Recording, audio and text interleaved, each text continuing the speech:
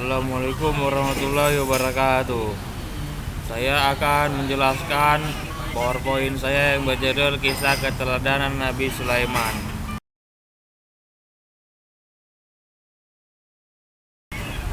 Nabi Sulaiman alaihissalam adalah putra Nabi Daud alaihissalam. Setelah Nabi Daud alaihissalam wafat, Nabi Sulaiman alaihissalam menggantikannya sebagai raja. Bentar. Mana stopnya bangsat? Meskipun kaya raya dan berkuasa, Nabi Sulaiman alaihissalam tetap rendah hati dan tunduk pada perintah Allah Subhanahu wa taala.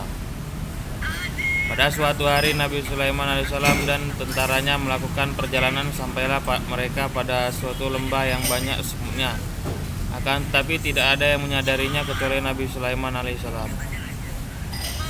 Lalu pimpinan semut itu berkata, "Hai semut-semut, masuklah ke sarang-sarang kalian, agar kalian tidak terinjak oleh Raja Sulaiman dan tentaranya." Sedangkan mereka tidak menyadarinya. Mendengar perkataan itu, Nabi Sulaiman alaihissalam senyum, lalu Nabi Sulaiman alaihissalam menghentikan tentaranya sampai ke semut-semut itu masuk ke sarangnya.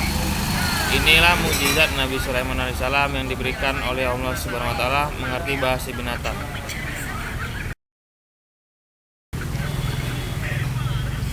Nabi Sulaiman memiliki kekuasaan yang sangat agung dan besar, seakan tidak terbatas. Walaupun demikian, hal ini membuat Nabi Sulaiman alaihissalam merasa rendah hati di hadapan makhluknya yang lain. Di antaranya adalah rasa malu pada Allah Subhanahu wa taala, mau berdialog dengan rakyat kecil.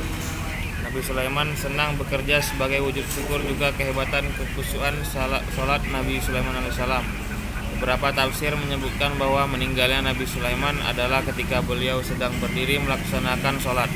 Dalam keadaan berdiri, ruhnya diambil oleh Allah Subhanahu wa taala dan beliau sedang berdiri memegang sambil bersandar pada tongkatnya. Ia berdiri dalam posisi meninggal selama 1 tahun. Dan pasukannya yang juga terdiri dari jin-jin dan setan tidaklah mengetahui kalau Nabi Sulaiman alaihissalam telah meninggal, bahkan sudah selama 1 tahun.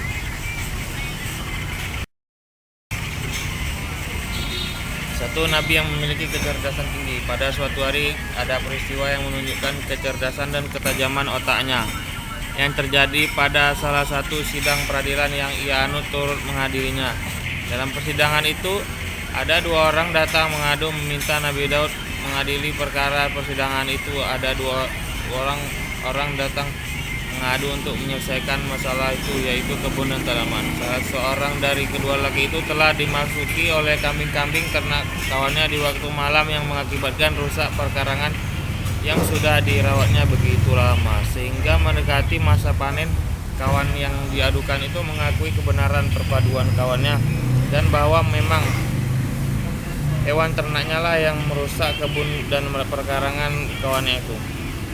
Putusan yang diusulkan oleh Sulaiman itu diterima baik oleh kedua orang yang menggugat dan digugat, dan disambut oleh orang-orang yang menghadiri sidang dengan rasa kagum terhadap kecerdasan dan kepandaian Sulaiman yang walaupun masih muda usianya telah menunjukkan kematangan dan keberanian melahirkan pendapat walaupun tidak sesuai dengan pendapat ayahnya.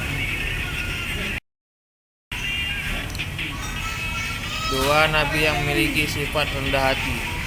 Banyaknya nikmat yang dikaruniakan kepada Nabi Sulaiman alaihissalam membuatnya semakin bersyukur kepada Sang Pencipta langit dan bumi, Allah Subhanahu wa taala. Syukur Nabi Sulaiman saat di puncak kesuksesan dituangkan ke dalam sebuah doa Nabi Sulaiman. Jika Anda sudah dikaruniai rezeki oleh Allah, jangan lupa untuk mensyukurinya, seperti Nabi Sulaiman yang sangat mensyukuri karunia Allah padanya. Rezeki, ketenaran dan kesuksesan adalah karunia dari Allah untuk menguji kita, apakah kita bersyukur pada Allah atau malah mengingkarinya.